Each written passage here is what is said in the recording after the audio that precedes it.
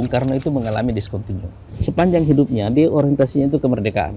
Tapi karena narasi besarnya itu ada di kemerdekaan, mengisi kemerdekaan itu nggak ada dalam narasinya. Jadi masih tertinggal di pemikiran Iya. yang harusnya sudah move on gitu. Makanya waktu orang mengalami kemiskinan dia pergi keluar-keluar, perang lawan Malaysia, ini kayak gitu. Oke. Kebalikannya Pak Harto itu kayak gitu. Dia orang realistis kan. Kebutuhan hari ini orang lapar, orang ini perlu membangun Pangan gitu ya. pangan kayak gitu. Tapi apa yang membuat Romawi itu bertahan? Agama. Yang menyatukan ya. Iya. Dalam sejarah dunia itu sebenarnya narasi agama yang punya impact besar dalam melahirkan negara-negara superpower itu. Satunya Romawi itu salah satunya. Salah satunya itu yang Romawi itu. Mengapa partai Islam itu tidak bisa menjadi Besar? Karena dia tidak bisa mentransformasi kesadaran agama ini menjadi pemikiran yang sistemik yang bisa diterapkan dalam kehidupan bernegara. Ya kan? Kan dia tidak hanya mengatur isu moral kan? Persis.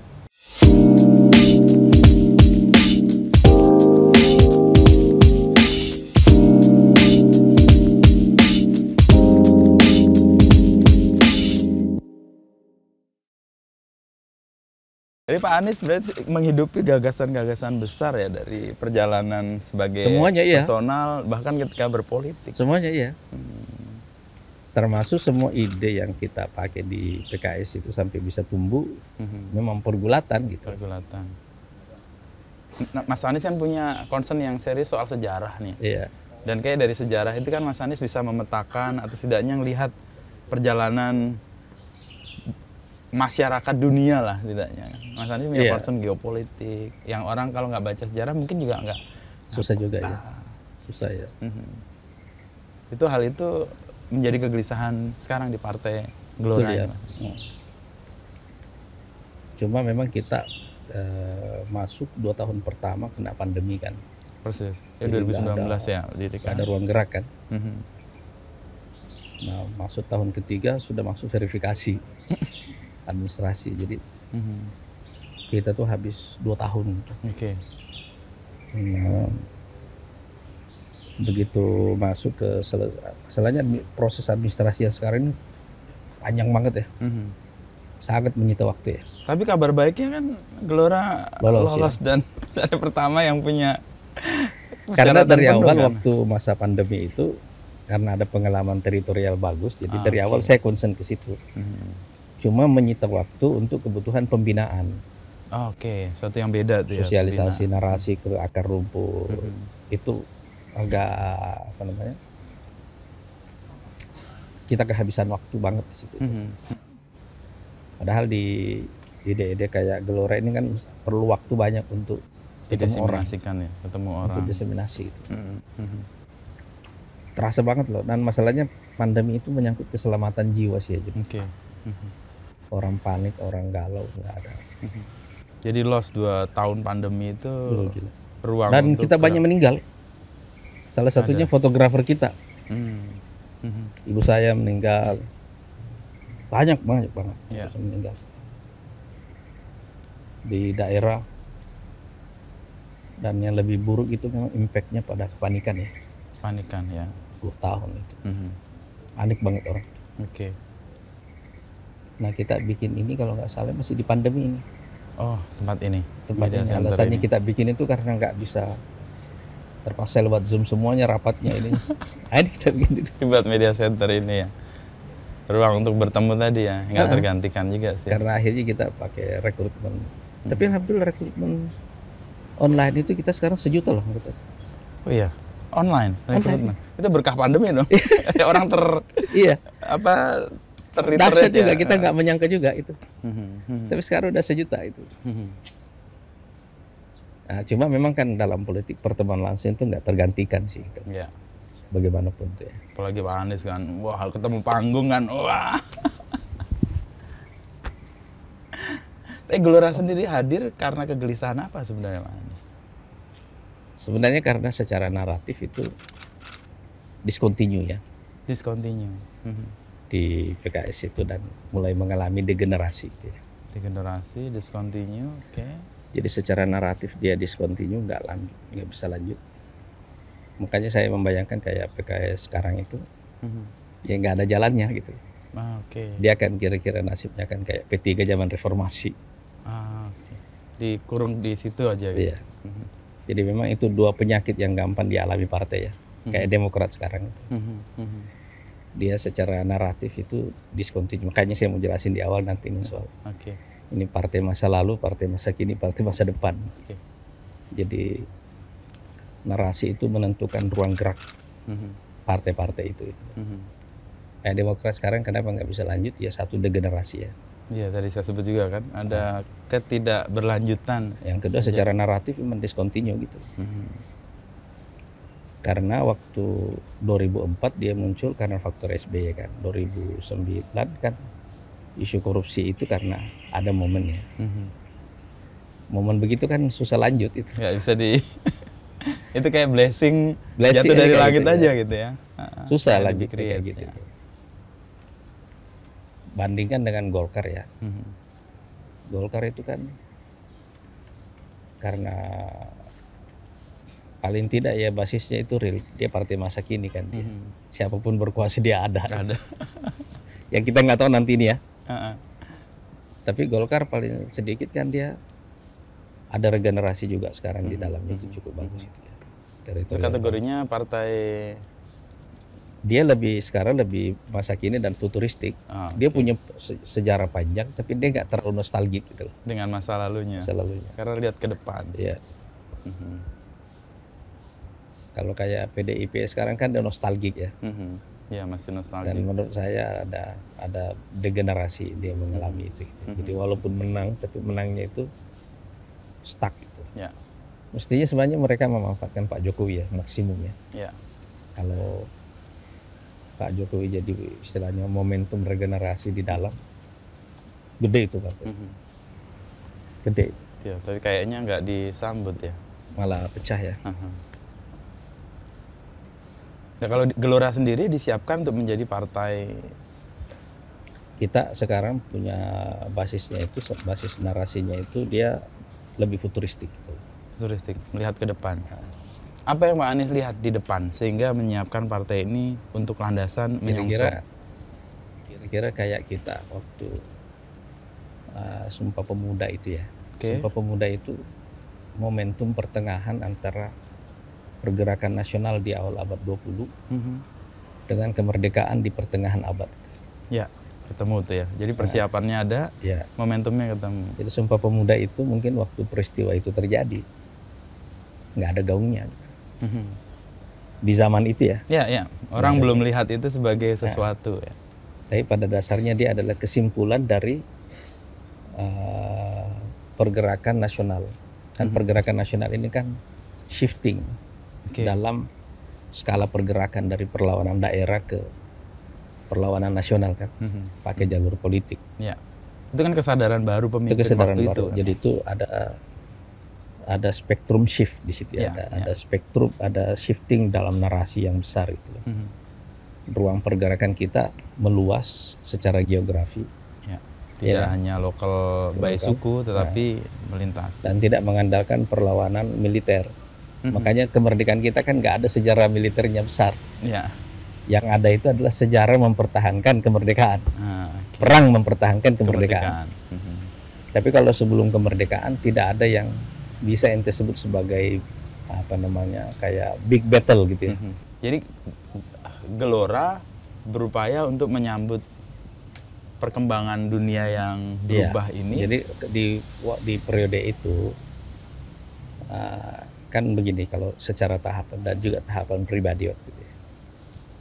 Waktu tahun 2009 saya menganggap bahwa PKS ini sudah sampai pada menjadi kekuatan mainstream. Jadi dulu ini kan saya mendefinisikannya begini dulu ya. PKS itu ada 3 tahapnya.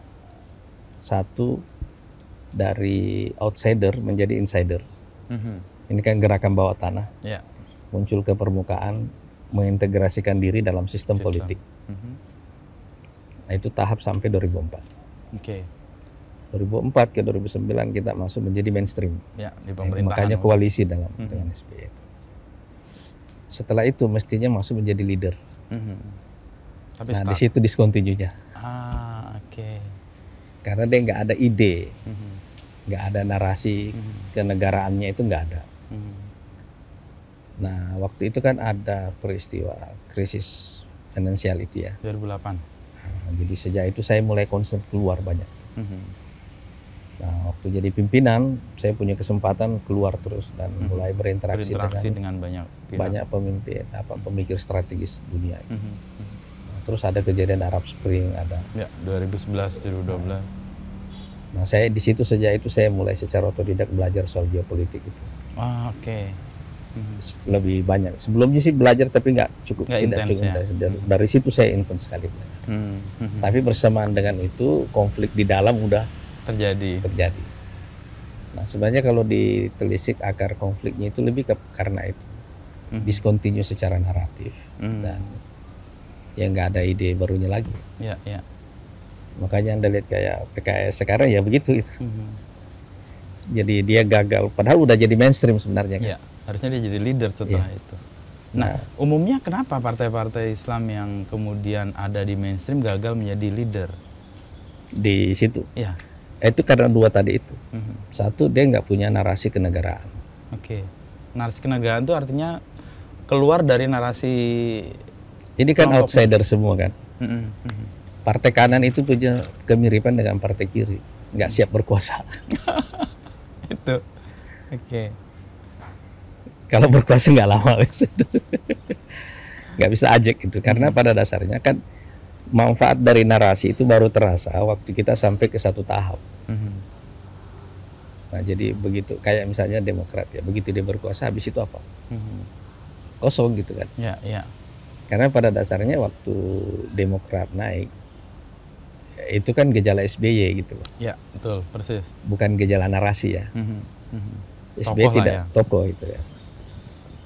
Nah setelah itu hilang ya hilang sudah itu. Nah, persoalan PKS itu dia adalah gerakan, dia nggak punya tokoh banyak. Tapi sebagai gerakan dia narasinya itu pendek. Kenapa? Dia nggak punya narasi kenegaraan karena dia nggak punya histori di situ. Dia outsider. Gitu. Nah, sebenarnya semua perbedaan pendapat akarnya itu di situ dia. Orang nggak siap berkuasa itu. Jadi kayak misalnya 2009 itu kita itu menguasai 25% populasi Indonesia dari 4 gubernur. Sumatera Utara, Sumatera Barat, Jawa Barat, Maluku Utara. 4 ini itu 60 juta populasi. Gak gampang loh itu. Hampir 50% lebih kan populasi. Artinya satu tahap lagi sebenarnya itu masuk ke itu. Tapi cracknya di situ. Nggak ada narasi yang kenegaraan itu. Nggak siap memang. Tapi itu tipikal semua partai-partai reformasi ya. Mau kanan mau kiri sama semuanya. Jadi kayak PDIP misalnya sekarang berkuasa, gagap gitu. Nah, sebagai partai untuk tidak masuk ke jebakan itu apa yang harus dilakukan ya, Mas Anies? Jika dengan gelora. Nah, sekarang makanya kita bikin dulu spektrum dari narasinya secara waktu dan secara ruangnya besar. Iya. Secara waktu kita punya akar sejarah, kesadaran sejarah yang kuat dan punya visi yang futuristik. Tapi pada waktu yang sama kita mesti realistis dengan kebutuhan pemenangan pemilu. Ya kan? Itu secara waktu. Jadi kalau kita membuat definisi partai itu ada 3, partai masa lalu, masa kini, dan masa depan. Kita punya share di 3-tiganya ini walaupun dengan porsi yang paling kuat pada partai futuristik itu tadi. Yang kedua, secara konten kita ini kan terbatasi oleh kanan, tengah, kiri. Padahal sebenarnya kanan dan tengah itu titik temunya kan di hubungan agama dan negara. Persis. Ini Mas Anies sering tuh nggak bisa tuh dipisahkan antara negara dan agama. Tapi di tengah dan kiri kan persoalannya di keadilan sosial. Iya kan? Kanan tengah agama, kiri tengah keadilan sosial. Kan di situ titik temu. Apa sih susahnya mempertemukan 3-tiganya itu? Artinya demokrasi, agama, dan kesejahteraan. Kan di situ sebenarnya kan. Nah, jadi kalau misalnya kita bilang misalnya kayak di kanan ya, yang gagap kayak seperti PKS, dia Partai Keadilan Sejahtera, tapi dia nggak punya gagasan yang orisinil tentang bagaimana mewujudkan isu itu. Iya kan? Dia bisa bicara tentang hubungan agama dan negara, tapi dia punya kekurangan besar dalam bicara dalam soal ekonomi. Ya. Yang kiri dia punya tuntutan besar, isu buruh, isu ini. Ya, kesejahteraan sosial, keadilan Iya kan? tadi. Keadilan sosial. Tapi dia nggak punya teori tentang negara dan agama. Makanya kalau kita lihat sebenarnya dalam era konflik sekarang ini, kan krisis geopolitik yang terjadi sekarang itu sifatnya sistemik ya. Sistemik dalam pengertian begini. Sistem yang ada sekarang ini, ekonomi itu, memang selesai masanya berlaku. Akan mengarah pada Kita krisis. sedang mencari satu sistem baru yang benar-benar nggak ada sebelumnya. Nah, sebenarnya yang kurang, saya senang dengan acaranya Mas Wisnu ini karena nanti bicara soal pergulatan ya, Ya. pergumulan orang. Ini bukan soal sukses nggak sukses, tapi pergumulan. Yang kurang dari semua perdebatan kita itu adalah perdebatan tentang proses mencari sistem baru itu. Oke, ya. Itu yang kurang. Kalau lihat perdebatan di TV, podcast, atau segala itu, tidak banyak orang, hampir tidak ada yang membicarakan karena dianggap tema berat masyarakat. Kita terlalu memanjakan pemirsa bahwa mereka tidak butuh yang berat-berat. Padahal secara dalam kenyataan sebenarnya justru itu yang mereka perlu. Iya kan? Kayak misalnya ketika perang Putin ini kan dia bicara tentang sistem dunia yang multipolar. Persis ya, nggak lagi bipolar lagi, kekuatan nggak cuma dua sekarang. Ya. Tapi bagaimana wujudnya itu? Iya kan? Instrumen institusionalnya apa? Ya. Kan itu orang yang nggak bicara. Artinya ada pergolatan besar secara global sekarang, kita itu nggak terlibat. Kayak di pinggiran ya? Kayak atau malah jadi korban kalau Mas Anies sering sebut sebagai gitu. collateral damage gitu. Iya. Kita tuh nggak terlibat dalam perdebatan itu. Iya kan? Iya. Padahal ini sedang ada goncangan besar gitu. Betul. Nah sebenarnya kita di Gelora ini itu yang kita kejar itu. Sayangnya kita di awal itu karena 2 tahun pertama hilang. Iya, karena pandemi tadi. Pandemi itu nggak ada tidak cukup waktu untuk mengakselerasi diseminasi narasinya itu. Gitu. Nah, habis itu kita masuk di pekerjaan teknis. Sekarang masuk kampanye. Gitu. Tapi itu kan bagian dari strategi juga untuk kemudian menuju apa yang tadi kalau Mas Anies membagikan partai masa lalu, partai kini, dan partai masa depan. Nah, karena spektrum narasi kita secara waktu ini panjang, karena futuristik begitu. Partai ini punya ruang bertumbuh insya Allah yang besar di depan. Nah, secara narasi juga karena kita mau keluar dari perdebatan kanan tengah kiri ini kayak gitu. Memang waktunya ini kita menggabung 3 isu utama ini. Jadi satu. Agama, demokrasi, dan kesejahteraan. Iya.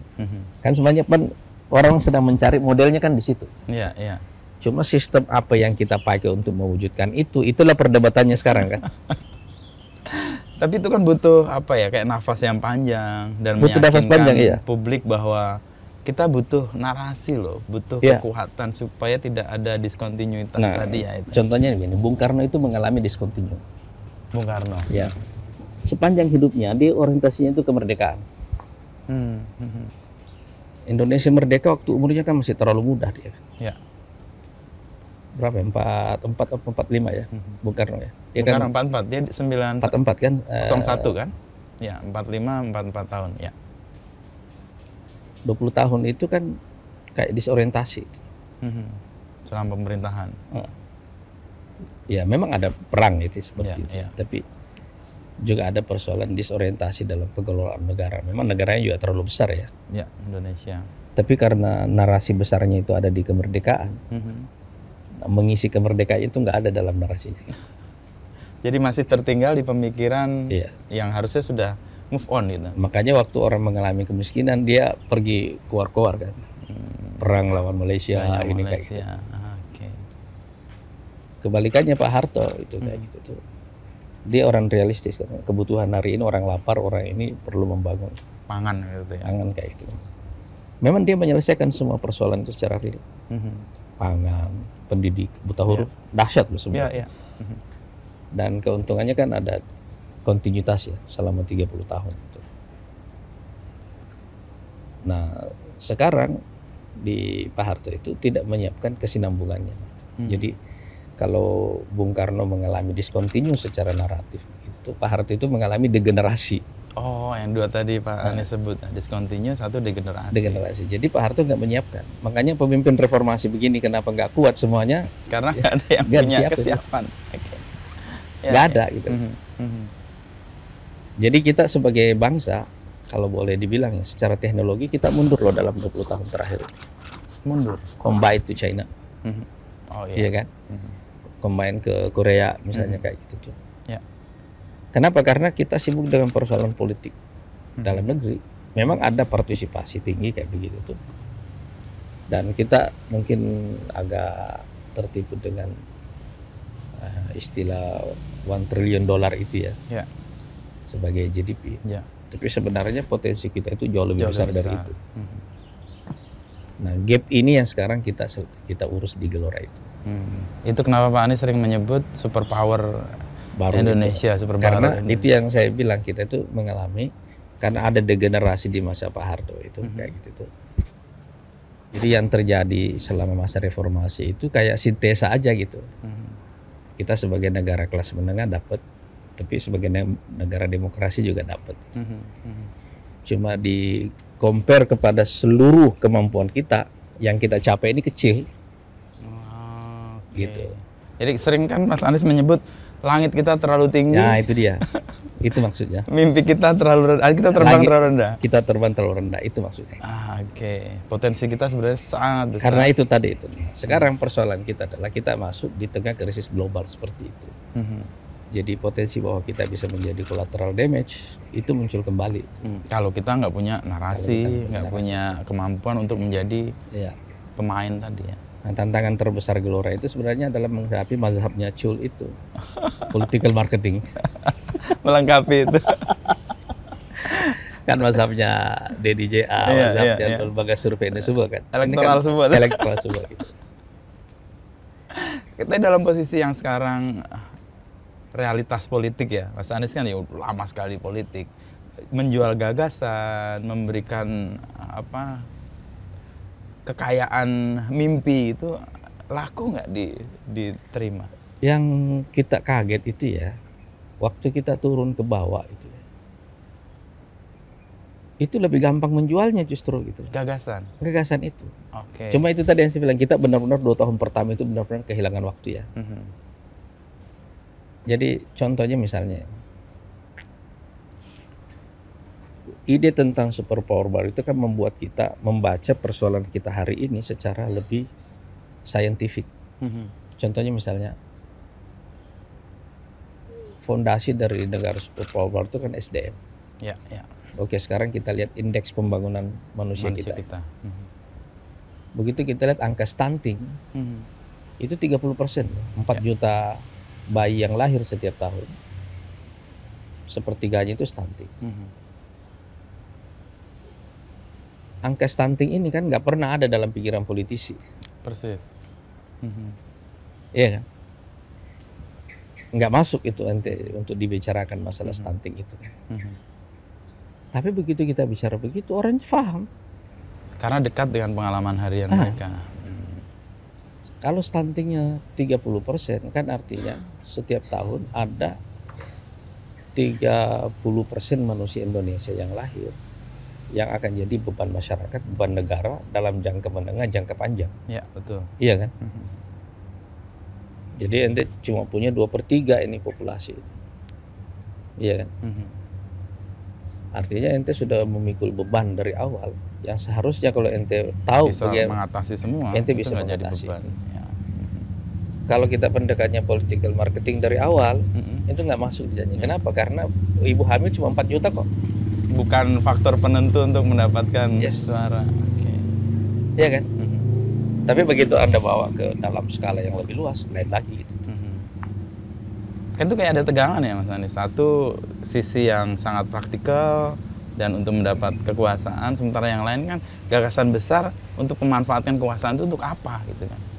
Nah, disitulah perlunya sebenarnya narasi itu gitu, supaya waktu kita berkuasa itu kita tahu kekuasaan ini cuma alat, tidak lebih dan tidak kurang. Gitu. Nah di kita di Gelora ini ya kita karena pernah punya pengalaman ada juga dalam kekuasaan, jadi kita pikir itu satu sentuhan pertama yang kalau kita kembali lagi kita lebih bisa mengatasinya. Nah, memang kalau untuk mengatasi kebutuhan elektoral di lapangan itu sebenarnya sih lebih gampang buat kita ya, karena begitu kita menurunkan ide abstrak itu menjadi nyata, orang bukan cuma menyadari ide nyatanya itu, tapi excited bahwa akhirnya dia menyadari sesuatu yang abstrak. Itu bertahan lebih lama juga lebih kan lama. di benak. Jadi misalnya kita bilang 22 tahun pertama dari umur manusia Indonesia dia diurus oleh negara. Mulai dari dia dalam kandungan supaya ibunya nggak stunting, 1000 hari pertama, habis itu masuk TK, kita bikin pendidikannya full day school sampai SMA, tapi kita tambah angka kewajiban belajarnya jadi 16 tahun. Jadi kuliahnya pun kita gratiskan. Kalau orang kuliah, orang sekolah full day school sampai jam 4 lah, misalnya jam 3, jam 4 ya begitu ya. Anak-anak di sekolah, kan kita harus kasih dia makanan gratis di sekolah kan. Tanggung jawab lah itu negara. Tanggung jawab kan. Secara angka ini katakanlah 70-an juta lebih lah populasinya semua. Bisa kita selesaikan secara anggaran juga, itu nggak terlalu masalah sebenarnya secara anggaran. Tapi maksudnya dengan perhatian seperti ini orang bisa mengerti bahwa satu ide besar itu begitu diturunin menjadi agenda yang nyata, agenda aksi itu nyambung langsung dengan ide besarnya. Jadi saya membayangkan sekarang ibu-ibu kalau dia tahu bahwa kalau Gelora menang dia akan diurus oleh negara, akan dikasih bantuan gizi supaya anaknya tidak stunting. Akan ada 4 juta ibu hamil yang bahagia dengan kemenangan Gelora itu. Iya kan? Terus kalau dia tahu bahwa dia juga akan mendapatkan bantuan pada 1000 hari pertama setelah kelahiran anaknya, dia juga tahu bahwa beban hidupnya akan dikurangi oleh negara dengan cara itu. Tapi bantuan negara model seperti ini akan berbeda dengan sekedar BLT. Persis, karena nggak ada narasinya, nggak ada gagasannya. Akan berbeda sama sekali. Ini membangun generasi. Ini kita akan mendapatkan generasi yang waktu muda diurus oleh negara, waktu dewasa dia akan menjadi pemikul beban negara. Nah kalau dia masuk TK, SD, SMP, SMA, gitu ya, dan full day school, apa dampak sosialnya? Dampak sosialnya, satu, waktu anak-anak tenaganya, energinya secara fisik itu kan habis di sekolah. Dia nggak akan punya waktu keluyuran gitu. Kenakalan-kenakalan ya. Jadi isu yang namanya kenakalan remaja, kriminalitas, ini secara otomatis ini akan berkurang secara sistematis. Gitu. Begitu caranya kita bekerja. Gitu. Sekarang kalau Anda punya masalah dengan isu narkoba kan, iya kan? Kalau misalnya di sekolah dia bukan hanya dapat makanan gratis di siang hari, tapi juga latihan fisik misalnya 2 jam per hari, kan energi anak itu akan terpakai semua. Begitu dia pulang dia udah nggak ada tenaga, dia akan tidur. Besok berangkat lagi. Kalau dia tidur lebih awal, lebih pagi, hidupnya sehat kan itu. Itu ya kan? Bedanya antara BLT dengan yang punya. Jadi saya menyadari begini Mas Yusuf. Jadi saya menyadari itu bahwa menjadi politisi sebenarnya itu pergulatan pemikiran yang luar biasa tentang bagaimana mengubah hidup orang secara sistematis. Itu jadi lebih baik kan. Kalau cita-cita menjadi superpower itu kalau Mas Anies melihat potensi kita segede apa sebenarnya? Kan orang terbiasa mengukur superpower itu dari sisi ekonomi, militer, teknologi, kemudian ada nanti budaya ya. Kira-kira 4 itulah yang secara umum digunakan. Cuma orang jarang sekali mendapatkan perspektif tentang bagaimana sebuah negara superpower baru itu lahir. Itu tidak terjadi dalam proses kalkulasi seperti itu. satu negara superpower baru lahir itu disebabkan karena ada kontraksi geopolitik. Oke. Gitu ya. Kita ambil satu contoh misalnya. Ada satu secara geografi ya, pemimpin yang pembebasan wilayahnya paling besar itu namanya Genghis Khan. Genghis Khan, ya. Iya kan? Betul. Kalau kita baca sejarah Genghis Khan, 40 tahun pertama hidupnya itu dia jadi buron. Oke.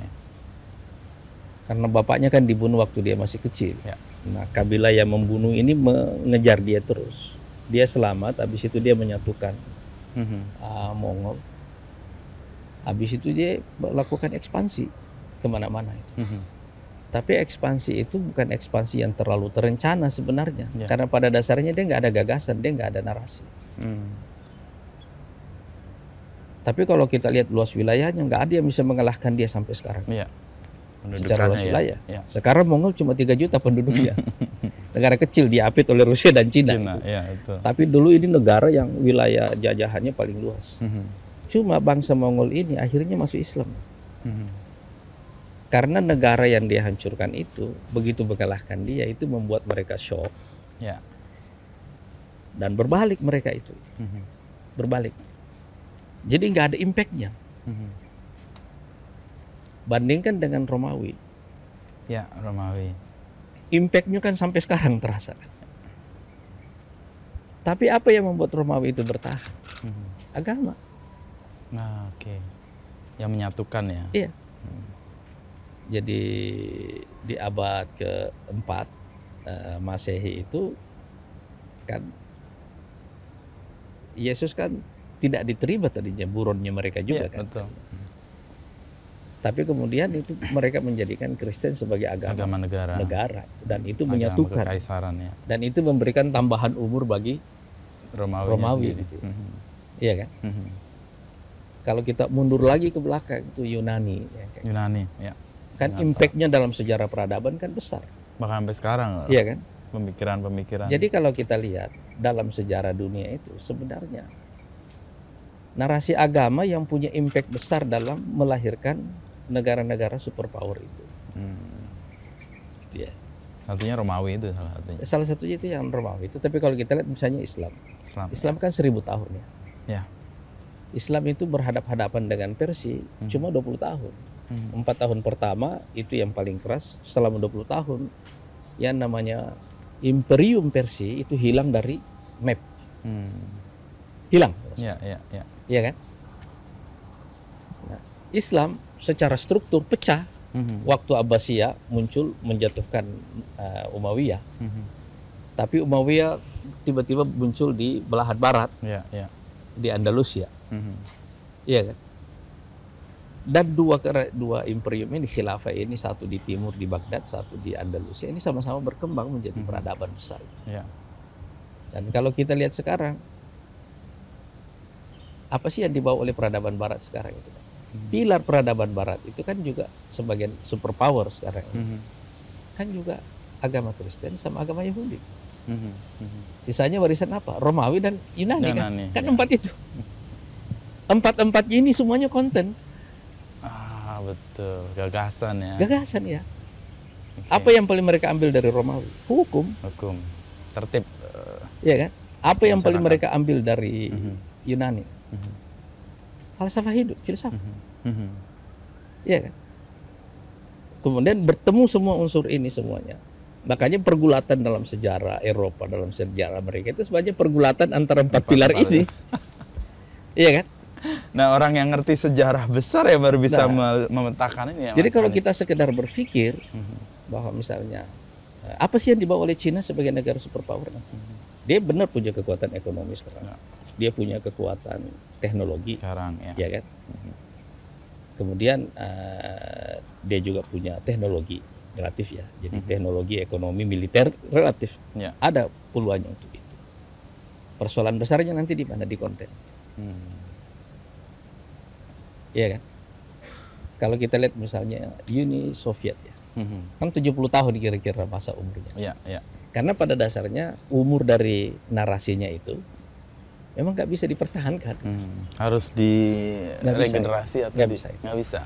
Harus ada yang baru. Iya. Nah sekarang, kenapa saya percaya bahwa Indonesia bisa membawa menjadi superpower baru itu tadi? Karena sedang ada kontraksi antar kekuatan besar ini. Ya. Kontraksi antar kekuatan besar ini antara Cina, Amerika, Eropa, Rusia nanti. Outputnya adalah tidak ada pemenang, semuanya jadi loser. Karena yang terjadi adalah bahwa orang sedang mencari satu model kehidupan baru. Yang baru.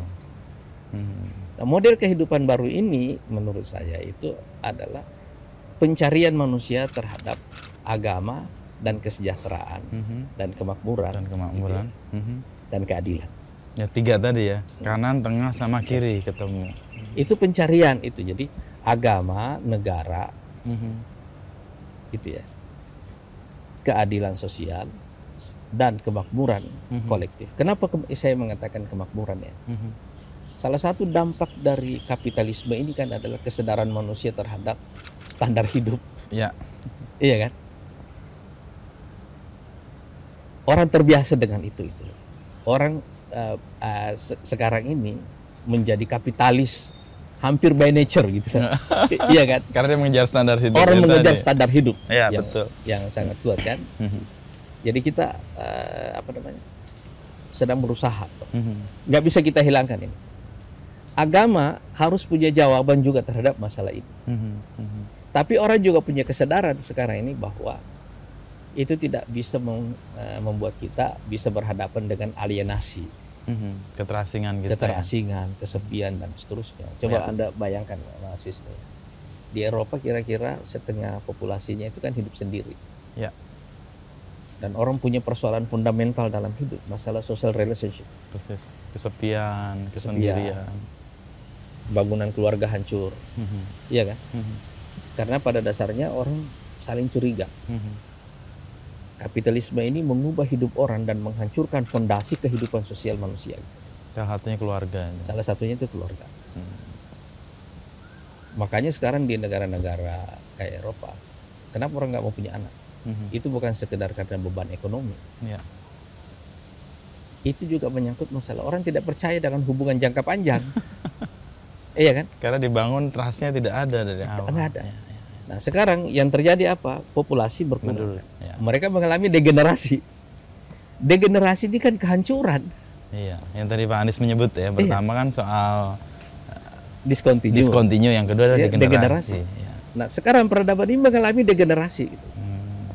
Nah tapi ini kan menghancurkan bangunan sosial secara keseluruhan. Ya. Karena bangunan sosialnya dihancurkan secara keseluruhan. Orang mulai bertanya, terus kalau kita sejahtera tapi tidak bahagia, gimana dong? Gunanya apa, ya kan? Akhirnya mau tidak mau orang kembali kepada agama. Konten tadi itu ya. Orang kembali kepada agama. Nah, karena orang kembali kepada agama, saya melihat Indonesia itu begini. Ini negara yang secara size, kalau di hutan ini ya, bukan gajah, tapi singa. Oke.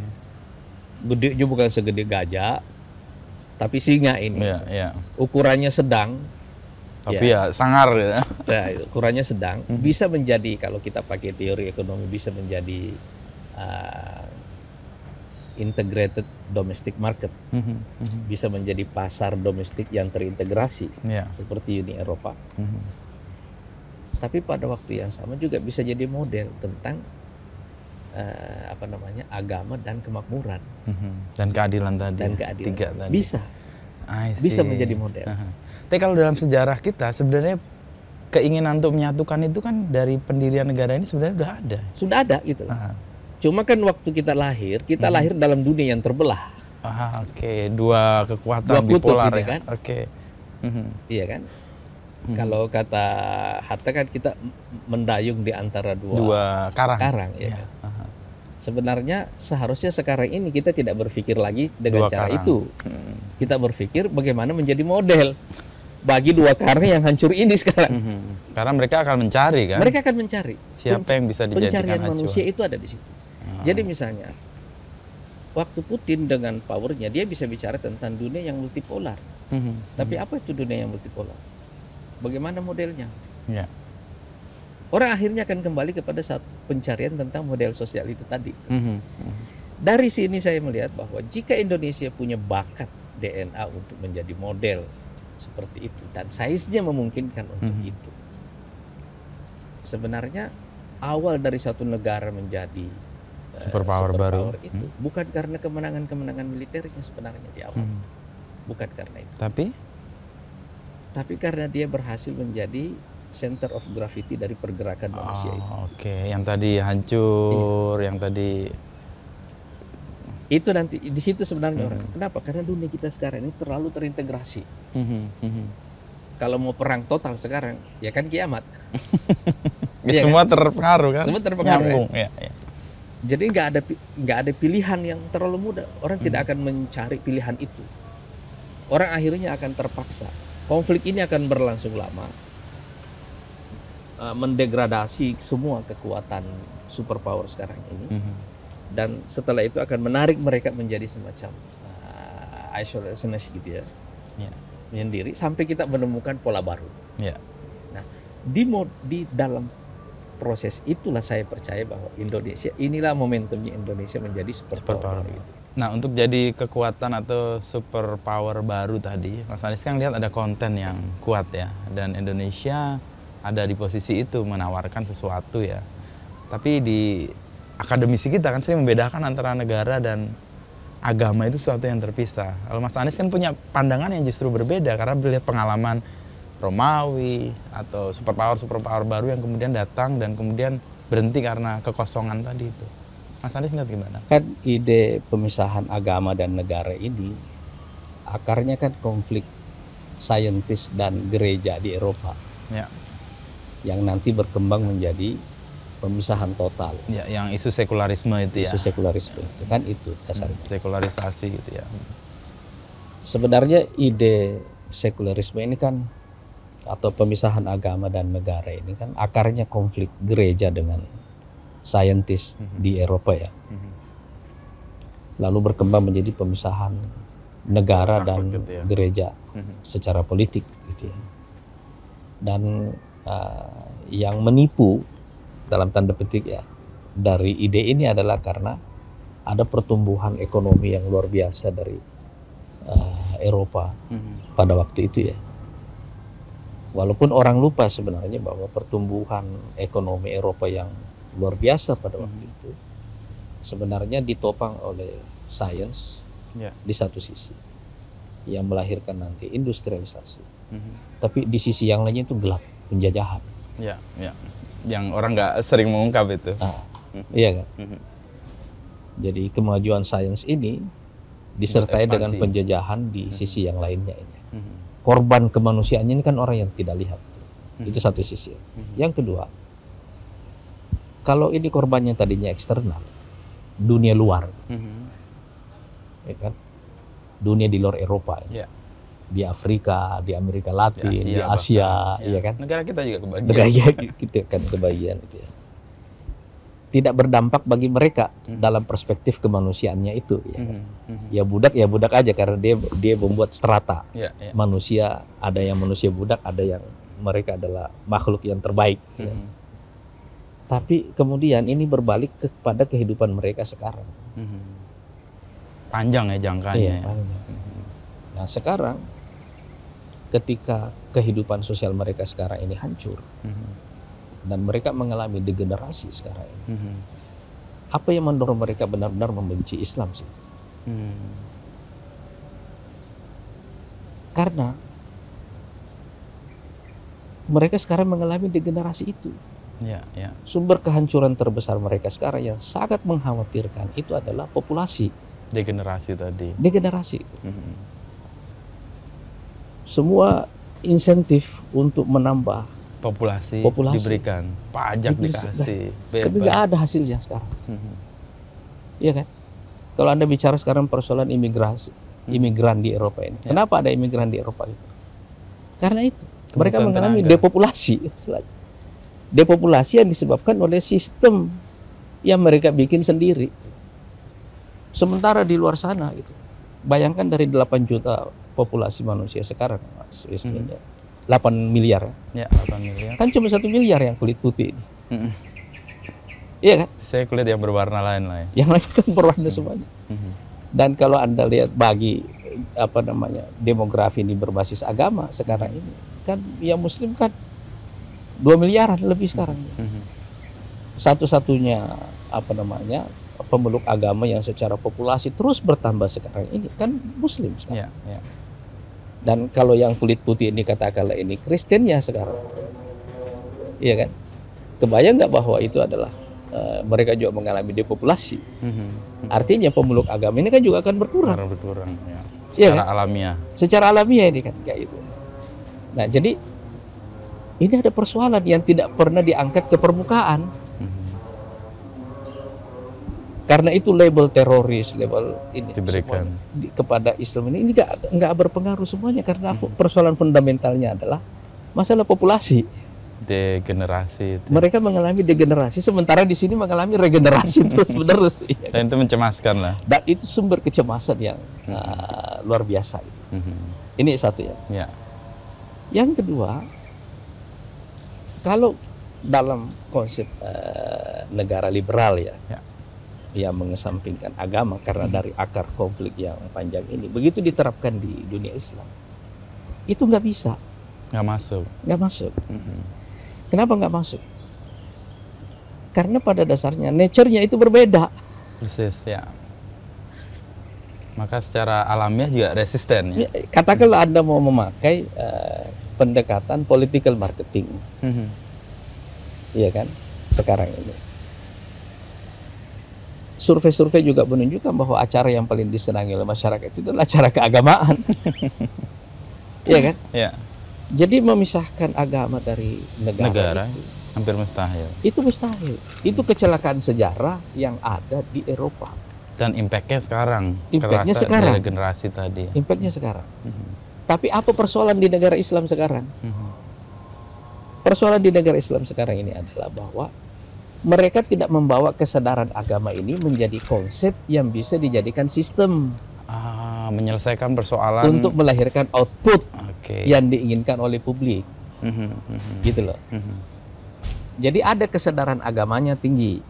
Cuma kesadaran agama ini harus diturunkan menjadi sistem.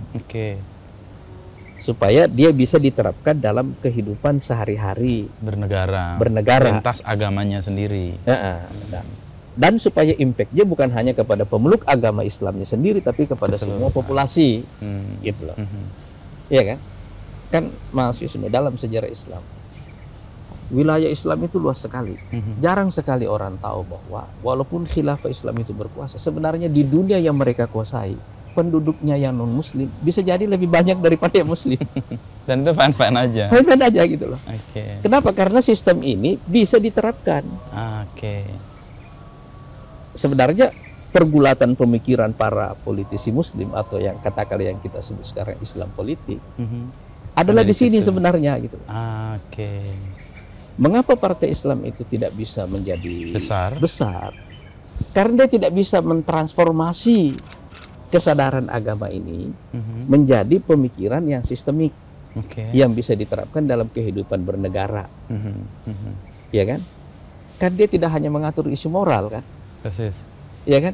Kan kita bisa melarang, kita bisa bikin undang-undang perda misalnya, atau undang-undang dalam skala nasional untuk melarang minuman keras, miras dan seterusnya, iya.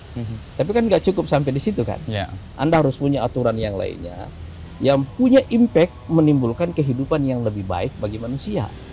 Kan itu sebenarnya yang orang ingat kan? Jadi dalam hal ini ada dua masalah. Di ide tentang pemisahan agama dan negara ini tidak bisa dipakai di sini karena di tempat asalnya sendiri dia sudah menciptakan masalah, sudah bangkrut. Tapi yang membawa ide agama ini punya tantangan yang harus mereka selesaikan. Tidak hanya idenya tapi juga disistematisasi. Harus disistematisasi.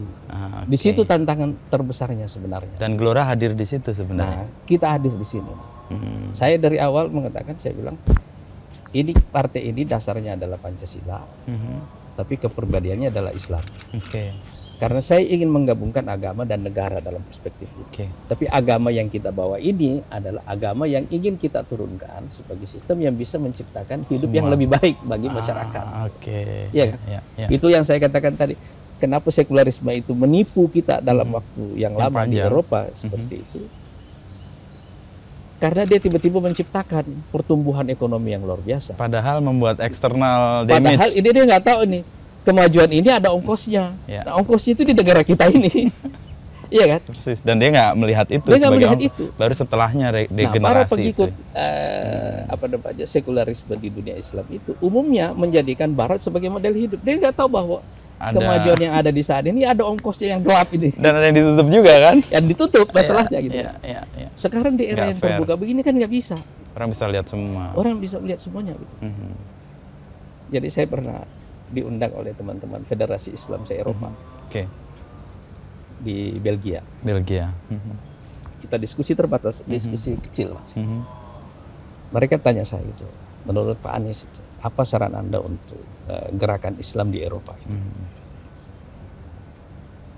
Saya bilang ini saatnya Anda masuk ke politik. Pak Anies bilang gitu. Iya. Anda harus menjelma menjadi kekuatan politik. Hmm.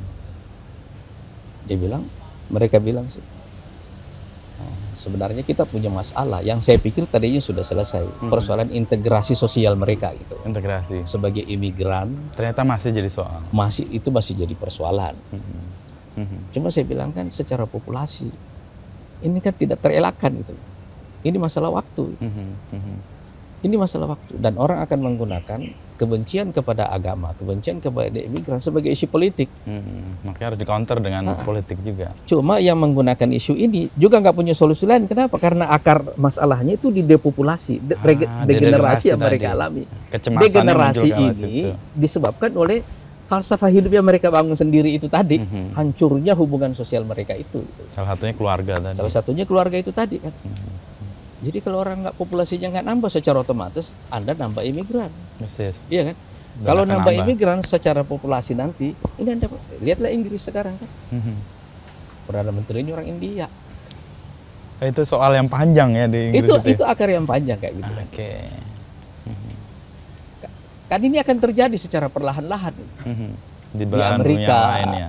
di Amerika, di Eropa ini akan Amerika terjadi udah nih secara wakilnya kan dari Bu Kamala Harris itu kan juga India. udah mix semua kan. Iya, iya. Kenapa? Karena yang kulit putih tinggal 1 miliar. Iya kan? Mhm. Nah, jadi sekarang justru tantangannya kepada kekuatan Islam politik ini. Mhm. Mhm. Bagaimana mereka membawa agama ini sebagai solusi, sebagai narasi, sebagai kesadaran yang bisa dijelmakan menjadi sistem kehidupan sosial, ekonomi, politik untuk menciptakan output kehidupan yang lebih baik tanpa ada korban kemanusiaan seperti dalam kemajuan Eropa itu. Iya kan? Iya, iya, iya. Nah, itu makanya saya percaya betul bahwa Indonesia karena size-nya itu Medium lah ya. ukurannya medium begitu ya, 300 Jutaan lah. 5 jutaan tahun nanti lagi ya. beberapa tahun lagi mungkin jadi 350 beberapa tahun kemudian. Ini kan angka yang menengah, tidak segede Cina atau Ya. India sekarang ini kan. Tapi meters lah angka segitu. Ya. Angka ini kan kita lebih mirip sebenarnya dengan Amerika gitu. Mhm. Mhm. Yang kedua, secara sumber daya kita punya semuanya Persis. untuk menjadi pasar domestik yang terintegrasi. Sumber daya alam kita itu bukan cuma banyak loh Mas Ya. Susino, tapi juga variatif sekali itu. Mhm. Mhm. Nah, jadi kalau dia banyak dan dia variatif, Jumlahnya dan ragamnya kan. jumlah dan ragamnya banyak kayak gitu. Ini kan persoalannya jadi apa? Tinggal masalah teknologi kan. Mhm. Iya kan? Tinggal masalah sistem. Ya. Tinggal mengaitkan ini. Iya kan? Nah, saya melihat bahwa kenapa saya bicara tentang pasar domestik yang terintegrasi. Terintegrasi. Karena konflik global ini nanti Mhm. dalam prosesnya itu ada proses deglobalisasi. Orang nggak mikir lagi globalisasi lagi. Karena Amerika dalam konfliknya melawan Cina sekarang, dia berkepentingan dengan memotong mata rantai ini semuanya kan. Jadi secara otomatis dunia ini akan dipaksa untuk Terpisah-pisah. berdiri di atas kakinya sendiri. Ya. Nah, Amerika punya kelebihan itu. Mhm. Wilayahnya relatif luas, populasinya juga besar kayak begitu. Tapi sumber daya alamnya juga memadai dan Untuk teknologi berhidup tentu sendiri. saja ya. Ya. Jadi kalau dia terisolasi pun Mereka ini bisa seperti mazhabnya survive lah ya. Donald Trump ini kan. Paling bisa survive itu dibanding Cina. Oke. Itu ya. Iya, iya. Cina sumber daya alamnya nggak cukup loh. Dia harus ikut orang lain Dia akan atau sangat tergantung kepada Negara negara lain. luar kayak gitu. Walaupun sekarang dia juga berorientasi ke dalam. ke dalam gitu ya. Tapi Eropa misalnya kan nggak punya banyak pilihan sumber daya alam kan, iya kan. Nah, dan saya kira pergulatan basis yang paling dasarnya kan di masalah energi ya, kalau kayak di Eropa itu. Tapi Indonesia punya semuanya gitu. Yeah. Jadi kita bisa istilahnya sangat mungkin kita ini, walaupun kita tidak anti globalisasi, tapi maksudnya dalam proses itu kita bisa survive.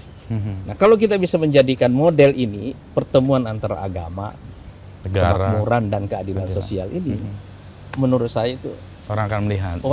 Ini akan menjadi semacam model yang dilihat orang. Anda tidak perlu punya kekuatan militer yang hebat terlalu atau canggih besar untuk menjadi menakuti orang panutan gitu. semua, nggak perlu gitu. Karena justru itu orang hindari nanti. Iya kan? Iya. Nah, tapi dari situ juga nanti akan memicu pertumbuhan lanjutannya. Nah, sekarang kalau kita kembali kepada persoalan di negara-negara Islam kayak seperti saya ketemu Mursi, almarhum presiden Mesir itu tahun 2005 ya. Ketemu lagi, saya ke sana lagi waktu Arab Spring ya. 2012. Saya menyaksikan bagaimana Arab Spring ini mengalami proses discontinue karena ada counter dari kekuatan global ya. Global, kekuatan lokalnya juga, regionalnya gitu ya. Tapi saya juga melihat bahwa persoalan dasar mereka itu, saya ambil contoh misalnya Tunisia. Saya mengenal pemimpin ketua parlemennya dengan baik, Sheikh Rashid Ghannouchi yang banyak jadi panutan di dalam ide-ide Islam dan demokrasi di dunia. Tunisia ini negara kecil, populasi sekitar 10-an juta gitu. Negara pesisir, Jakarta lah itu. Iya, Jakarta gitu. Waktu saya ke sana di Arab Spring itu, tank-tank itu masih ada di jalanan semuanya. Saya berpikir begini, seandainya Anda berkuasa nih, kaum Islamis berkuasa di sini, apa yang bisa Anda lakukan kira-kira? Iya kan? Secara historis negara itu negara yang paling sosialis dan juga paling liberal. Tunis itu. Terutama dalam isu emansipasi ya. Paling liberal itu. Tapi dengan sumber daya alam yang relatif tidak ada, dia hanya mungkin jadi hub. Iya kan? Hub doang ya. Kalau dia jadi hub, Anda bayangkan negara hub itu di dunia yang sukses kayak apa sih? Singapura, Hong Kong, Dubai ya kan? Negara hub ini semuanya itu bukan produk dirinya sendiri, itu produk geopolitik. Kalau geopolitik berubah, ada semua. Dia disepakati hub itu, dia menjadi hub karena gitu orang-orang yang besar-besar ini sepakat menjadikan dia sebagai hub, iya kan? Apa sih yang dilakukan oleh Singapura yang tidak bisa dilakukan Indonesia sekarang? Bisa semua sebenarnya. Bisa semuanya kan? Coba zaman itu orang sepakat ya begitulah gitu, supaya kita hidup damai semuanya kan? Iya kan? Iya. Nah, tapi Hong Kong seperti yang dulu dengan yang sekarang kan pasti akan berbeda. Ya, berubah dia. Dan Dubai seperti yang dulu dengan yang sekarang pasti akan berbeda. Karena orang sedang menuju kepada proses kesepakatan geopolitik baru. Iya kan? Nah, justru sekarang orang sedang melihat negara-negara yang bisa mandiri dengan resources-nya sendiri. Iya kan? Dia punya nilai ya. Dia punya nilai gitu. Nah, semua negara yang berusaha menjadi negara hub itu hanya bisa. Kenapa Saudi nggak bisa jadi negara hub kayak gitu? Tapi dia nggak independen karena tergantung pada kekuatan geopolitik. Kenapa yang bisa disukai kayak Dubai ya kan? Apa Saudi nggak bisa bangun airportnya kayak begitu? Punya bisa banget sebenarnya. Bisa banget ya, lebih kaya jauh kok itu kayak gitu. Iya kan? Tapi sekali lagi negara hub seperti itu biasanya itu adalah produk geopolitik. Nah, sama kalau kita mengatakan dulu ya, Jepang kenapa bisa maju banget? Iya kan? Karena sama-sama kita hancur di perang dunia. Kedua. Jepang maju itu karena dibangun oleh Amerika. Itu hebatnya Amerika di satu sisi ya. Iya. Hebatnya itu begitu. Dalam ilmu strategi kan kita dianjurkan menghancurkan musuh sampai tidak bisa bangun lagi. Tapi Amerika habis menghancurkan Jepang, dia bangun kembali. Dia bangun kembali Jerman. Iya kan? Tapi begitu GDP Jepang sampai $5 triliun, panik loh ya, dibonsai. Sampai sekarang kan segitu-gitu aja Jepang kan.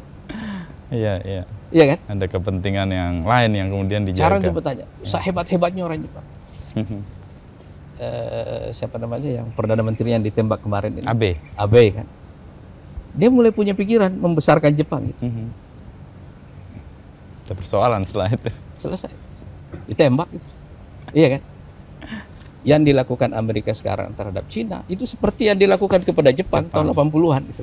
Mulai ada kecemasan Karena waktu besar. Jepang itu angka GDP-nya 5 triliun, Amerika itu 7,5-an kira-kira. Hampir ke salib. Hampir ke salib kan? Ya. Kan udah nomor 2 kan? Ini jangan sampai terjadi. Tapi dari tahun 80-an sampai sekarang, semua usaha Jepang untuk naik nggak dapat. Stuck di situ. Stuck di angka itu. Iya kan? Nah, yang mau dilakukan itu terhadap Cina itu juga yang tapi ini Cina kayak melawan nih. Cuma kan Cina ini melawan sekarang ini. Iya. Karena prosesnya tidak persis sama dengan Jepang. Walaupun pembangunan Cina itu juga, ya itu inisiasi Amerika di masa perang dingin kan. Jadi Cina bisa tumbuh cepat begitu itu kan karena ada transfer teknologi, ada transfer modal. Habis itu dikasih market. Iya. Iya kan? Sekarang digencet, tapi malah punya kekuatan lebih independen ya. Lebih independen. Nah, cuma awal kenapa Amerika melakukan itu sebabnya adalah karena sebenarnya ada dua teori yang berkembang di mereka. Satu teori geopolitik, satu teori ekonomi. Kalau teori politiknya begini nih, daripada melawan dua kekuatan Cina dan Uni Soviet sekaligus di blok timur ini, belah dulu. Iya kan? Itu yang pertama. Itu yang pertama. Itu ide geopolitiknya. Inilah Henry Kissinger dan kawan-kawannya yang disolusi. Dan secara relatif ini sukses. Yang kedua ide finansialisasi. Wilayah kita ini cukup punya kekuatan teknologi, punya kekuatan finansial. Jangan lagi jadi pabrik. Pabrik kita pindah ke tempat lain. Ya kan? Supaya kita tidak punya masalah polusi. Jadi pabrik semuanya ditaruh di Cina. Ya kita dapat juga lah ASEAN teknologi ya kita. Ya. ASEAN, walaupun ASEAN sebenarnya lebih duluan ya. Cina belakangan, cuma Cina lebih sistematis. Size-nya dan lebih gede. Besar, ya. Pindahin ada relokasi industri ke situ. Cuma dikasih modal. Habis itu dikasih teknologi, habis itu produknya diserap. Kan dahsyat itu. Makanya Cina bisa maju sangat luar biasa. Pesat, ya. Tapi sekarang dampaknya bagi Amerika, industri di Amerika mati, kelas menengahnya hancur. Itu yang menyebabkan Donald Trump menang. Itu kampanye itu yang dipakai. Iya kan? Kelas menengah yang kalah lah ya. Kelas menengah yang kalah, karena memang pabriknya dimatiin, dipindah ke sana gitu kan. Ya. Kan dulu kita belajar di ilmu ekonomi tentang yang namanya keunggulan komparatif, iya kan? Kan ini maksudnya nih kan? Iya. Itu yang dipakai waktu itu. Sekarang teori ini berbalik. Jadi apa maknanya kalau kelas menengahnya hancur? Tidak ada stabilitas. Ya. Amerika itu stabil selama ini, bukan terutama karena sistem politiknya. Karena kelas menengahnya 2/3 dari populasi. Kalau di itu aman-aman aja ya pasti stabil. Kalau itu aman, ini aman itu. Nah sekarang Amerika ini masuk dalam ancaman perang saudara. Dan dia punya jejak sejarah untuk perang itu juga. Secara militer kita bisa mengatakan bahwa dia masih bisa mengalahkan Cina dengan gampang. Kecuali Rusia ya karena soal nuklir ya. Nah, gitu kita nggak tahu di mana yang lebih kuat dari dua-duanya. Tetapi secara militer dia masih sangat kuat. Secara ekonomi dia masih sangat kuat. Tapi persoalan Amerika sekarang persoalan sosial. Struktur kelas menengahnya hancur. Dari 65%-an bahkan hampir 70 sekarang mungkin 50-an atau bahkan di bawah 50 dan angka kemiskinannya naik. Dan itu persoalan negara maju seperti ini adalah kelas menengahnya akan hancur, yang ada hanya dua kelas, orang kaya sama orang miskin. Ya itu mudah sekali dan ini yang akan memicu perang saudara di dalam. Jadi kalau Anda mengatakan kepada saya, apakah akan ada perang yang konfrontasi? Belum tentu. Yang bisa terjadi dalam konfrontasi geopolitik ini, salah satu dari semua negara ini mengalami disintegrasi di dalam. Di dalam sendiri. Di dalam sendiri. Seperti Uni Soviet kan? Iya. Nah soal disintegrasi, Pak Anies kan punya concern yang sangat serius soal rekonsiliasi. Di negara kita kan juga potensi itu ada. Dan Mas Anies kan punya ide yang kemudian berjalan ya sekarang. Ini menarik ini Mas Yusri. Jadi saya mendukung Pak Prabowo 2014. Oke, 2014. 2019 juga saya mendukung. Cuma saya melihat korban sosial pemilu kita tahun 2019 itu terlalu besar. Pembelahannya ini mencemaskan. Dan sebagian dari sebab pembelahan ini sebenarnya adalah bagian dari kampanye geopolitik. Iya kan? Dengan menggunakan agama sekaligus bersamaan dengan itu sentimen anti Cina dimunculkan. Ya. Ini bukan persoalan sentimen anti Cinanya yang saya lihat, tetapi kemudian pembelahan ini untuk negara sebesar Indonesia itu sangat adalah berbahaya. Ancaman disintegrasi. Oke, ya. Bersamaan dengan itu kita menghadapi krisis global. Jadi waktu itu kita sudah memprediksi, dan sebenarnya prediksi-prediksi geopolitik begini yang menjadi latar belakang pemikiran kenapa Partai Gelora ini lahir. Oh, oke. Kita udah melihat bahwa ini akan ada krisis geopolitik yang luar biasa. Panjang ya. Dan ada persoalan partai-partai politik, mereka mengalami diskontinu secara naratif. Ya, saya katakan tadi itu. Juga ada persoalan degenerasi secara leadership, ya kan? Itu aja gitu. Itu aja kan. Jadi saya bicara dengan presiden waktu itu, dengan teman-teman. Setelah terpilih di 2019?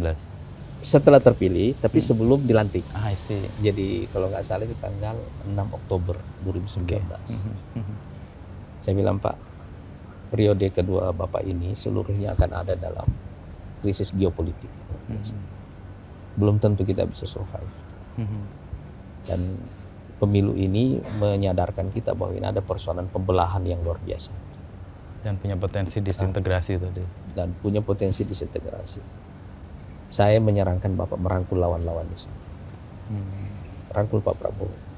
Oh, dari Pak Anies terucap. Iya, saya rangkul Pak Prabowo. Yang lainnya angkut semua partai itu, tarik semuanya ke kabinet, termasuk PKS. Saya bilang masukin aja Pak. Di situ.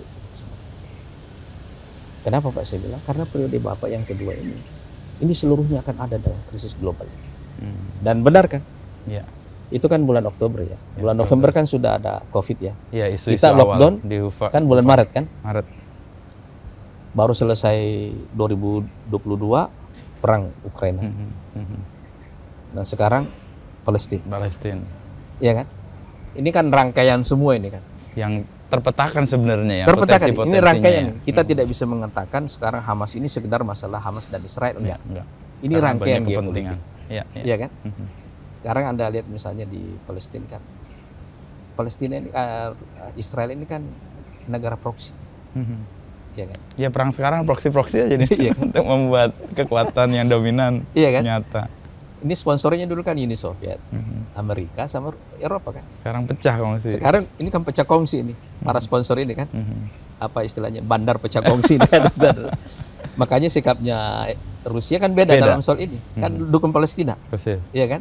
Eropa terbelah, bingung nih. Bingung. Amerika jelas. Iya kan? Langsung datang dia. Langsung datang. Tapi perlawanan dari dalam negerinya kan luar biasa semua. Iya. Yang tidak setuju dengan Netanyahu. Tidak setuju dengan itu. Jadi sekarang kalau kita lihat, saya bilang, ini masalah gitu loh. Bapak tidak ambil langkah ini, bahaya buat kita.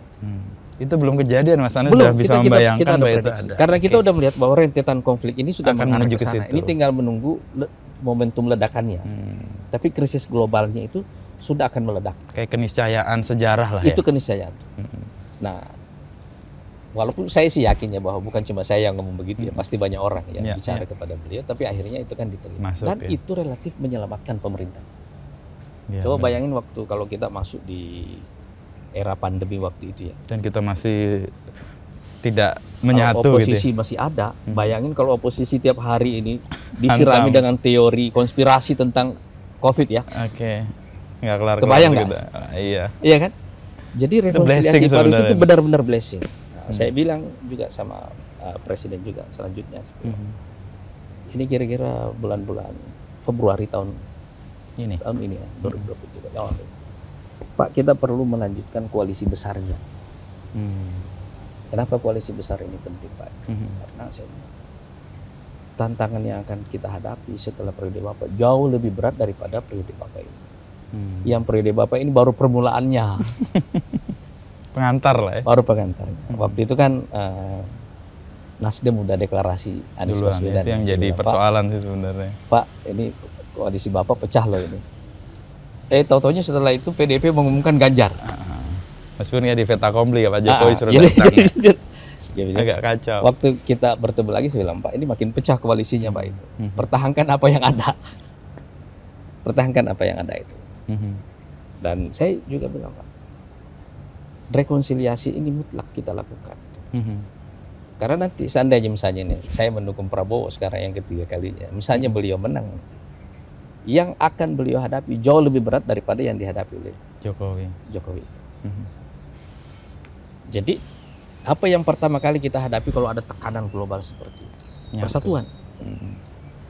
Makanya rekonsiliasi itu Termasuk ketika kita memandang Gibran sekarang. Saya itu Ya, tidak gimana? memandang Gibran sebagai Gibran. Apa? Tapi dia faktor perekat. Saya memandangnya ini adalah kelanjutan rekonsiliasi Pak Prabowo dengan Pak Jokowi. Oke. Ini dikatakan Pak Presiden juga sih Iya. sebenarnya. Itu menurut saya lumrah saja itu. Mungkin bukan pilihan yang ideal bagi banyak orang, ya. Karena faktor umur dan proses politiknya di MK dan seterusnya. Tapi kalau kita merujuk kepada ide besarnya, ide besarnya, Ini adalah ide besar itu kelanjutan. ide rekonsiliasi itu tadi. Karena itu yang bisa bikin kita survive nanti. Dan negara seperti Indonesia ini kan negara yang tingkat keragamannya secara agama, secara ideologi, dan kemudian juga secara geografi sebenarnya ini kan paling gampang dipecah ini negara. Cuma perlu dua hal di sini Mas sebenarnya. Satu, sedikit krisis ekonomi, nggak perlu serius-serius amat itu. Sedikit aja. Sedikit aja. Yang kedua itu pemain global yang ikut main. Oke. Kan Pak Harto jatuh bukan karena krisis ekonomi Mas. Krisis yang diciptakan. Ya. Krisis Ada pemain mata uang global kan? ya. Ya. Karena ada global player yang masuk. Thailand, Malaysia, terus Kita kemudian ini beruntung karena kita bukan jadi fokusnya para global player itu. Coba tapi kita jadi terinfek. Syria. Oke. Ya kan? Coba lihat Ukraina sekarang. Kasihan tuh negara kan? Ya, ya. Global player mana situ artinya negara kita dijadikan sebagai playground bagi negara-negara itu. Proxy tadi ya. Begitu kita dijadikan negara sebagai playground negara itu, hancur kita gitu. Cuma perlu sedikit pemantik. Ya. Nah, sebenarnya pemerintahan yang kuat sekarang diperlukan untuk itu. Mengantisipasi. Mengantisipasi atau itu. Jadi kalau tanya alasan kenapa saya dukung Pak Prabowo ya kira-kira itu sebabnya. Tapi ada resiko kan Pak Anies mengambil keputusan itu. Ada resikonya, kita menyadari betul resikonya, tetapi secara narasi ini sekuensial aja jalan gitu, masuk dari awal gitu loh. Karena ide besarnya ini adalah bagaimana kita survive dan bertumbuh di tengah krisis, maka secara otomatis langkah politiknya adalah menyatukan elit. Ya, kita tentu tidak bisa mendapatkan tingkat kesatuan yang Paling tinggi ya. paling tinggi. Tapi Tapi paling tidak setidaknya. ya maksimum. Iya kan? Dan ini diupayakan maksimum. Itu yang sekarang sedang kita upayakan. Ya, kemarin terakhir ketemu dengan Presiden juga mengatakan kita bersatu aja belum tentu kita bisa mengatasi ancaman atau tantangan global yang gitu. Apalagi kita terpolarisasi, Misalnya terpecah. saya bilang Pak dalam masalah Palestina ini Pak. Pak, di sini ada anomali dalam kasus Palestina ini. Setelah serangan 7 Oktober itu, Israel hanya punya satu cara untuk menjaga nama baiknya secara militer, secara intelijen. Kan hancur tuh, mitos ini hancur kan? Bahwa dia tidak bisa diserang atau nggak bisa Negara yang dimasuki. tidak terkalahkan ini semua hancur semua ini seketika ini kan? Menghancurkan Hamas. Cuma ini tujuan yang tidak bisa tercapai. Persoalan di dalamnya adalah bagi Israel dalam 5 tahun terakhir dari tahun 2019, 4 tahun terakhir ini dia mengalami 5 kali pemilu. Ya. Karena tidak bisa membentuk pemerintahan. Nah, Netanyahu ini punya kasus hukum. Kalau damai dia masuk penjara. Jadi dia akan memilih perang. Supaya tidak segera masuk penjara. Nah, sekarang kalau perang dia nggak akan bisa menang kalau melalui serangan darat. Jadi dia harus melakukan taktik Vietnam, perang Vietnam atau perang Yugoslavia. Istilahnya genosida yang harus dilakukan kepada sipil dengan serangan udara. Pembantaian sipil melalui serangan udara. Kan itu yang dilakukan oleh Amerika di Vietnam. Ya, ya. Ya kan? Diterapkan Itu di juga situ. yang dilakukan Di NATO Yugoslavia. di Yugoslavia kan. Kayak gitu. Coba kalau ini berkembang menjadi perang kawasan. Ya kan? Apalagi kalau sebelum pemilu. Wah, iya. Harga energi naik. Minyak lah terutama kita Minyak sangat naik kan? tergantung. Nah, kalau minyak naik, presiden nggak bisa mengatasi, negara nggak bisa mengatasi, capres pun nggak bisa mengatasi. siapa capres semuanya capres nggak bisa gitu. Jadi sebenarnya itu masalah besar Pak. Coba kita lihat satu masalah. Makanya saya bilang Pak, segera lakukan langkah diplomatik Untuk melakukan untuk upaya. ceasefire. Kalau nggak kita semua jadi korban. Collateral damage tadi kita itu ya. jadi collateral damage lagi gitu. Bahaya Pak, kan kita misalnya impor minyak kita kan hampir, saya nggak tahu angka persisnya sekarang ya, tapi Tapi kita sekitar sangat hampir tergantung sejutaan lah. ya. Itu umumnya dari Saudi, dari Iran. Dan begitu harga naik, Begitu harga naik kan, masalah, iya kan? Nah, jadi di tengah konflik geopolitik yang sekarang ini yang sangat kita perlukan itu adalah persatuan elit. Dan itu rekonsiliasi. Cuma memang ya kita nggak bisa mencapai Maksimal angka maksimalnya, kesatuan maksimumnya. Iya, iya. Sebanyak mungkin yang bisa kita satukan, itulah yang kita lakukan. Pengalaman 2019, mungkin nggak nanti 2024 setelah pemilu terjadi, rekonsiliasi pihak-pihak yang... Nah, itulah bagusnya sistem ini. Kan udah dimulai itu Iya, sebenarnya, kan, udah ada presidennya. Jadi kalau dalam sistem parlementer itu, koalisi itu kan mutlak. Ya. Tapi koalisi dalam sistem parlementer dilakukan setelah pemilu untuk membentuk pemerintahan. Kalau dalam sistem presidensial bisa dua kali. Sebelum sama setelah. Satu untuk menentukan calon presiden karena ada threshold 20%. Ya. Satu lagi untuk membentuk pemerintahan. Ya kan? Ya. Jadi sangat mungkin bahwa sekarang setelah kita tempur, setelah pemilu itu kita bisa menyatu lagi. Makanya saya juga bilang kepada para tim sukses nih, kandidat dan semua lain. kandidat yang lain ini, jangan terlalu keras gitu. Sisakan ruang untuk berdamai gitu loh. Kan gak enak menarik omongan, kan gak enak gitu. Kita udah mencela capres ini, capres itu, sebenarnya habis itu gabung gitu, kan gak bagus. Gitu. Dan potensi gabung itu sebenarnya kan potensi yang bagus ya. Potensi bagus. Dan itu ya tadi saya cerita, saya pernah ke suatu negara, ketemu editor-editor dari negara lain, itu dia bertanya, itu Indonesia gimana dijelaskan dua calon kandidat yang berseberangan bisa bersatu, dan itu how? Nah, itu enaknya Indonesia. Nah, karena begini kalau mahasiswa nanyain itu ya. Tahun 2013 dulu saya bikin penelitian. Apa sih core value masyarakat Indonesia itu? Core value-nya. Nilai intinya apa sih? Saya ketemu dua hal. Yang pertama itu agama, yang kedua keluarga. Keluarga, core value Indonesia. Jadi demokrasi kita itu memang itu ya demokrasi kekeluargaan. Kompetisi iya, tapi nggak musuhan banget lah gitu. Masih keluarga lah ya. Masih keluarga gitu. Jadi itu yang bikin orang juga susah membacanya di luar sana gitu kan. Di luar sana kan orang terlalu dipisah oleh narasi. Oke. Iya kan? Jadi begitu ini beda apa namanya? Maka harus berseberangan. Ya, harus berseberangan. Dan orang terbiasa dengan pemerintah dan oposisi. Padahal kita nggak ngeblend. Nah, kita kan bisa nggak sih kita bikin bukan seperti model Cina, bukan juga seperti model Eropa dan Amerika, ya model kita sendiri. Iya kan? Ada demokrasinya, ada prosesnya itu semuanya. Tapi suasana kekeluargaan. Bisa dong. Gitu. Bisa. Dan itu model baru, mungkin jadi super power yang baru tadi. Kenapa peristiwa politik itu harus menghancurkan kita secara sosial? Dan harusnya nggak perlu juga. Bagusnya adalah nilai sosial kita ini justru menyatukan kita secara politik. Kan bagusnya kan begitu. Ya, agama sama keluarga tadi. Agama sama keluarga tadi itu. Makanya susah lah kita memisahkan agama dengan politik di Indonesia, nggak mungkin. Kita kembali ke tadi ya. Kembali lagi gitu. Dan itu mencegah supaya kita nggak ada degenerasi disintegrasi. Nah, sekarang negara-negara besar kayak misalnya Amerika sekarang, nanti Rusia, Cina, India. Ini ancaman terbesar mereka itu disintegrasi. Ya, ya. Mas, ini misalnya Cina ya. Kan kita belum tahu nih tingkat elastisitasnya secara sosial, begitu pertumbuhannya misalnya di bawah 4%. Seberapa kuat dia bertahan? Ya. PR ya, loh. Dengan populasi sebesar itu kan. Ini kan dalam kasus Cina ini kan ini adalah perjalanan yang belum sampai ini. Mimpinya masih jauh ya. Masih jauh kan. Tapi dalam kasus Amerika ini kan disparitas, ketimpangan yang luar biasa itu. Ini ancaman perang saudaranya juga besar. Ya. Dalam kasus Eropa ini sama, ketimpangannya juga besar, gitu ya. Cuma kalau Eropa ini kan sistemnya lebih lain ya dibanding Amerika gitu. Walaupun size-nya secara populasi sebenarnya tidak terlalu jauh gitu ya. Tetapi karena dia negara-negara yang kecil-kecil, gitu ya, banyak, jadi persoalan domestik itu mungkin lebih terserap ke satu-satu. Masing-masing kayak begitu tuh. Dan ini Eropa ini lebih fleksibel ya, di luar dari persoalan mata uang, lebih mirip ASEAN ya. Dia makanya lebih mengikat karena ada persoalan mata uangnya. Kalau ASEAN kan nggak punya mata uang bersama kan itu. Tapi Rusia juga punya persoalan yang sama. India punya persoalan yang sama. Indonesia juga punya persoalan yang sama itu.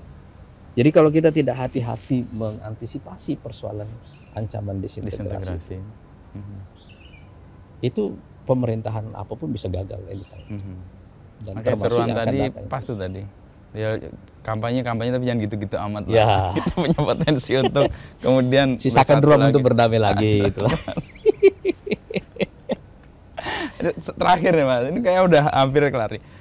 Gelora itu kan identik dengan Mas Anies dan Pak Fahri. Itu relasi yang bagaimana dan bagaimana mencegah tadi discontinue sama degenerasi di Gelora sendiri. Jadi kita di awal waktu mau mendirikan Gelora ini, saya bilang kita niatkan partai ini sebagai semacam wakaf kita ini semuanya. Kita dirikan ini baik-baik. Suatu waktu kita akan meninggalkannya gitu. Dengan kesadaran itu. Dengan kesadaran itu. Kenapa? Karena yang namanya tuntutan regenerasi itu kan niscaya. Itu alamiah sesuatu itu. Warisan kita yang terbesar itu sebenarnya bukan sekedar leadership, tetapi adalah warisan narasi, gagasan tadi ya, gagasan, ide yang ruang waktunya itu panjang. Gitu. Melampaui generasi. Melampaui generasi kita, bahkan bisa bertahan beberapa generasi kemudian. Nah, memang seperti yang saya katakan tadi, kita nggak sempat di awal karena pandemi itu 2 tahun. Diseminasi idenya secara sangat masif ya. Itu aja sih kendalanya. Tapi pertemuan saya dengan Pak Fahri itu sebenarnya karena sejak zaman mahasiswa ya. Dari pengalaman saya dengan beliau itu, saya itu begini Mas Busmi, saya itu kalau saya mencintai orang, saya suka bikin list nama, saya doain kalau saya lagi sholat. Wah, ini pertemanan yang sangat intens ya. Saya punya daftar nama panjang untuk didoakan. Nah, Pak Fahri ini salah satu yang saya masukkan di dalam list itu yang selalu saya doakan. Yang saya suka pada beliau itu adalah learning capacity-nya dan kejujurannya. Jadi dia orang yang mau belajar. Sekarang di Indonesia orang mengenal dia sebagai ahli hukum. Padahal sebenarnya jadi ekonom. Karena dia kemampuan belajarnya terus. Dia kemampuan belajar otodidaknya yang luar biasa gitu. Kemarin baru peluncuran buku trilogi kesejahteraan ya. Jadi ini dia punya kemampuan belajar otodidak yang luar biasa. Gitu.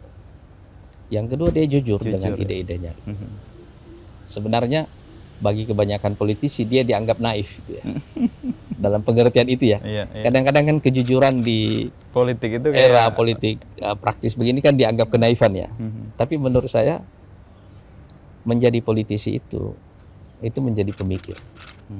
Menjadi leader, menjadi pemimpin itu menjadi guru. Dan katakanlah sekarang kita ada di tahap ini ya. Berusaha mengejawantahkan, memanifestasikan apa yang kita pikirkan sebagai jalan perjuangan gitu. Saya bertemu dengan Pak Fahri dari sisi ini nih. Dari sisi bondingnya ini karena kita teman diskusi yang panjang. Saya belajar banyak dari dia, walaupun saya nggak tahu dia belajar apa dari saya gitu ya.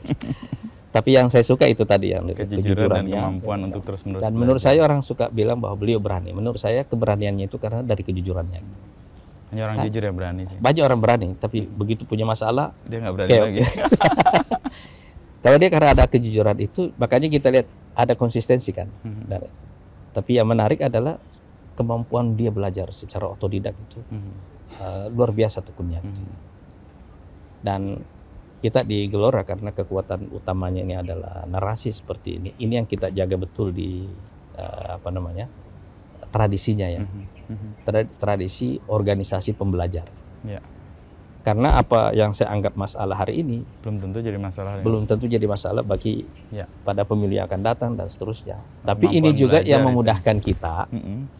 Waktu kita menurunkan ide besar itu menjadi agenda kampanye gitu, jadi gampang gitu loh. Praktikalnya ada, tapi mimpi besarnya ada. Dan biasanya seperti yang saya katakan itu, waktu orang menangkap ide besarnya dari agenda yang kecil ini, itu ada rasa excitementnya itu, ada apa namanya? Wow ya, dapat. Itu orang merasakan. Kayak pencerahan. Iya benar. Ini bagian baru kita ketemu. Gitu. Dan ini alhamdulillah yang kita coba yang coba kita gaungkan terus ya. Misalnya ketika Pak Fahri dulu banyak mengkritik KPK ya, itu kan resiko besar sebenarnya. Sangat beresiko gitu. Tapi dia lawan dan lama-kelamaan kan orang jadi melihat konsistensinya konsistensinya dari sisi itu. Sekaligus ini membuat dia seperti seakan-akan dianggap sebagai ahli hukum gitu. Dan dia belajar sekarang. Karena dia belajar secara otodidak aja gitu loh. Padahal backgroundnya sebenarnya ekonomi gitu loh. Oke. Tapi target kalau real kan tadi mungkin belum pernah dengar dia khutbah Jumat. Oh belum. Tapi itu kan jadi khatib juga dia. Di Lombok itu suaranya mantap. Tapi terakhir nih Pak Anies, kan ada mimpi besar dan langit kita terlalu tinggi untuk terbang kita yang terlalu rendah. Tapi kan ada hal yang realistis harus dicapai. Gelora sendiri 2024 realistisnya? Kalau menurut saya lompatan pertama Gelora nanti adalah lolos threshold dulu. 4%. 4% itu insya Allah ya. Dan mudah-mudahan insya Allah sih dengan dukungan masyarakat dan dengan pertolongan Allah insya Allah ini bisa kita capai. Dan mudah-mudahan insya Allah lompatan selanjutnya itu akan lebih besar setelah itu insya Allah. Ada pijakan yang bisa dipakai untuk melompat. Kita juga realistis di dalam melangkah. Saya selalu berpikir begini, ide besar itu harus kita gaungkan. Tapi waktu kita melangkah, langkah kita langkah kecil. Oke. Iya kan. Jadi supaya juga nggak ngawang-ngawang terus ya. Jadi kadang-kadang orang berpikir begini, kalau Anda mendengarkan ide saya, mungkin Anda berpikir saya seorang utopian gitu ya, orang yang mengawang-awang. Tapi kalau Anda melihat cara saya bekerja, saya orang yang paling realistis. Oke. Kombinasi antara yang lakukan apa yang bisa kita lakukan untuk sampai batas tenaga kita yang paling akhir, stop di situ. Habis itu kita lanjutkan lagi. Jadi dengan cara begini kita bisa memadukan antara narasi besar yang dibawa oleh partai. Sebab itu yang membuat narasi besar itu bagusnya begini Mas. Dia nggak punya batasan waktu untuk bertumbuh. Ya, kapan aja. Terus dia akan naik. Nggak ada mentoknya. Ya. Nggak ada mentoknya karena laginya tinggi kan. Anda naik terus, itu akan ada terus ketemu idenya itu. Nah, tapi pada waktu yang sama sikap realistis itu lihat langkah-langkah itu langkah-langkah itu. Makanya saya bilang tadi, kira-kira kalau Anda mendefinisikan Partai Gelora sekarang ini, waktu dia didirikan tahun 2019, kira-kira akan sama dengan Sumpah Pemuda waktu hari kemerdekaan. Butuh waktu ya, kira-kira 28 sampai 45. Jadi waktu tahun 45 nanti kita menengok ke belakang, salah satu tonggak dalam kemajuan kita menuju Indonesia emas adalah 2019. Itu adalah Partai Gelora. Gitu. Itu idenya gitu ya. Tapi kalau Anda melihat Gelora sekarang, Anda melihat histori ke belakang gitu kan. Ya. Oh iya, ini tahapannya. Jadi ada akar sejarahnya, ada sikap realistisnya dengan kebutuhan langkah saat ini, tapi juga ada mimpi besarnya. Jadi setiap waktu kita menengok ke belakang, kita tahu pijakan kita di mana, tapi begitu kita melihat ke depan, kita tahu kemana kita berjalan. Itu pentingnya gagasan itu dan realistis.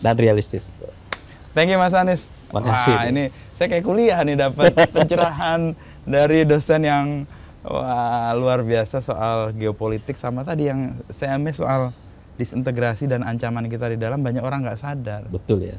Ada yang sadar tapi nggak tahu mau ngapain.